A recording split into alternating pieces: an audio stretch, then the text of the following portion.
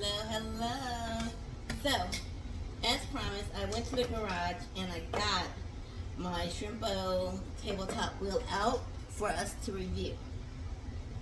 So, let's get started with some things I just off the bat like and don't like. It does fit on my portable table. And this is a pretty steady table, so I like it. It's not as bulky as, in my opinion, the Speedball tabletop. It's still very kind of petite in size. I can show you guys. So it's very narrow. But with that being said, it's mainly narrow because it has a 7-inch wheel head. Whereas the Speedball tabletop has, I believe, larger, and I have to measure wheel head. The Cork has a 9-inch wheel head. This is a 7-inch wheel head, meaning that with either wheel, you will need to have a separate back system that will not be universal to your other wheels or your other standard wheels. You will need a special back system if you use bats at all. Now I do like, and it's not mandatory that a wheel has it, I do like that they come with back pins. This is same is true for the Cork wheel as well as the Shrimpo and the Speedball. The Amazon wheel typically doesn't come with back pins, and as I explained in my other video, you don't need them. If all you're doing is doing cups and vases and mugs, small items, you should be wiring that stuff off when you're done. Your piece should be dry enough that you can wire off and move on. Ideally, you want a bat if you're doing plates and bowls or flatter pieces that will be difficult to kind of lift up. So let's talk. So this came with the wheel. The splash pan is very easy to install. Splash pans are a biggie for me because I do like to clean after I throw. So after my sessions, I want to clean up.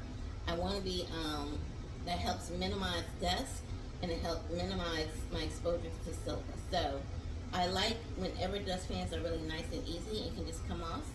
So this one just snaps on. It's in one piece. I twist it and it locks in place.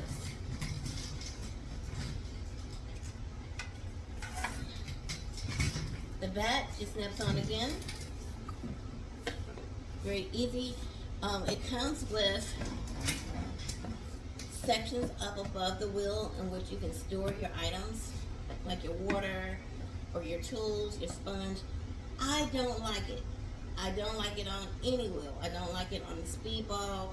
I like a flat surface where I can move my stuff around. I just like more of a flat surface in front of me. Even if this was not here, like if there was nothing here, I still want just a flat surface. I like it being flat. I don't want it to be pre-designed circles where, okay, I have a circle for my water and another one for my tools or my clean water versus my slip. I just want a flat surface up front. That's my gripe. This wheel also comes with a knob that we can turn. So, I do think for beginners, the knob is good. Until you learn kind of where your speed needs to be, I think it's nice. A lot of times what I see in the studio is just like we're driving, people when students have a pedal, they ride the pedal. They keep their foot on the pedal. So as they are centering, they're either slowing down or speeding up because they're unknowingly adjusting the speed. Because that's how we drive. We drive with our gas, we see something going on, or we're very focused. We slow down or we speed up. We just do it unconsciously. So let's get into this baby. I have to check to see if a wheel comes with it. I don't see a wheel outlet plug, but it doesn't mean that it doesn't come with it. This is an older wheel. So it's very possible. So I have about a pound and a half. Again, I don't like the water up there. Okay, so let's get this party started.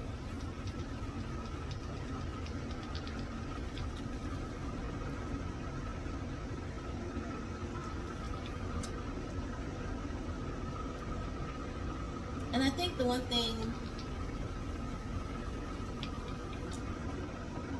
too with the tabletops is sometimes finding the right table to put them on. A table that's not too high, but a table that's too small. Again, I'm really liking this table by iClimb. It fits kind of where my wheel will fit at, so I like it. And the table's a little taller than my speedball because I'm looking at it right here.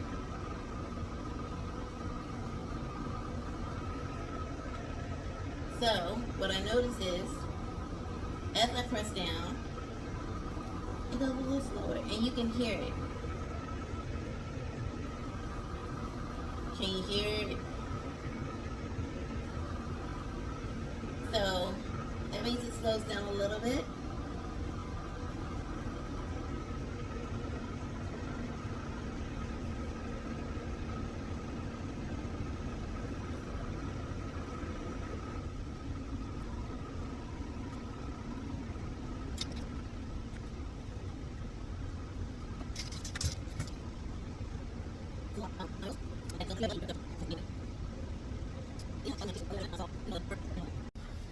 Alright guys, so I just threw with the wheel, really excited about it.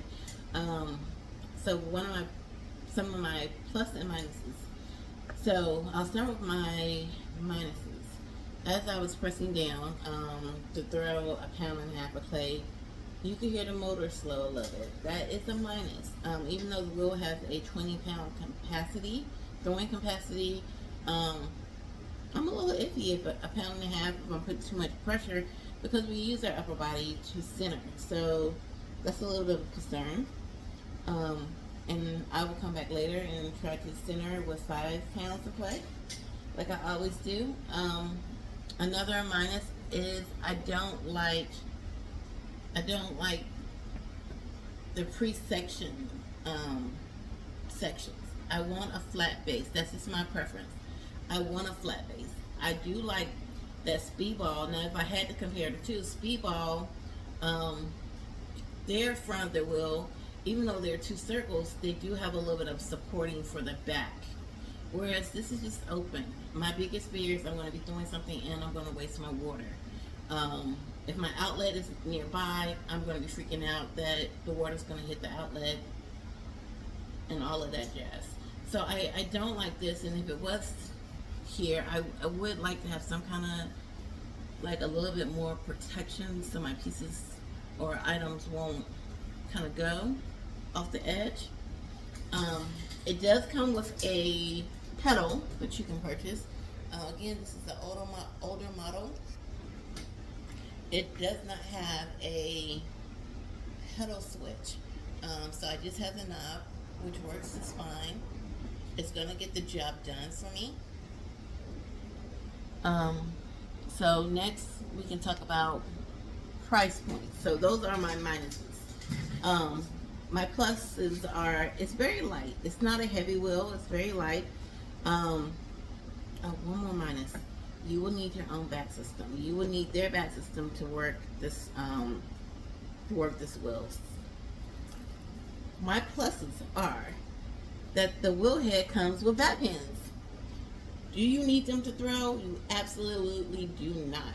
But if you want to throw large bowls or larger pieces, it's nice to be able to put them on the back. So I do love the back pins. I love the splash pan. It twists on, twists off, and I just lift it up. I'm a big fan of cleaning up after myself. So I want to be able to clean up, and I don't want to fight with my splash pan. It fits nicely on this table that I purchased for my quart wheel, so that's another plus. Now, it wasn't as quiet as the other wheels were that I've been testing out. So, it wasn't super loud, but it wasn't quiet either. So, that could be a plus or a minus depending on if you love white noise. The price point is nice. It's around $500, $600 depending on where you buy. So I found the price point to be affordable for someone starting out. I would my only minus, and there's no way for me to know if it's just because this is an older wheel, but it does slow down when I'm pressing, um, which is a concern for me. Um, and so I likely will be on the fence with recommending it. Again, it could just be that my wheel is a little older and has had some years of making pieces. This wheel was initially, when I bought it, used in a studio to teach classes, so students used it. So it could have a little wear and tear to it, which is also causing some of the delay. But I will tell you, when you're buying a wheel, think of what you're going to make, not today, but in the future. If you're scrolling along social media and you're always liking large pieces, if you're always liking large bowls, you will likely, after a while, start exploring large pieces. On this wheel, you can see that the modal panel and the wheel, they're not that much space from one another, even if I remove the splash pan. So it's going to limit what I can make. I can only make any item that extends this much past my wheel head. So it doesn't give me an opportunity to make really wide pieces. Now I can make tall pieces, but not wide. So that's something for you to also think of. I will need to check the dimensions to see if you can use a Giffen grip on this wheel. But again, if you know how to center and you can make your own chuck, you may be okay without spending the additional funds to get a Giffen grip. Overall, I will give this wheel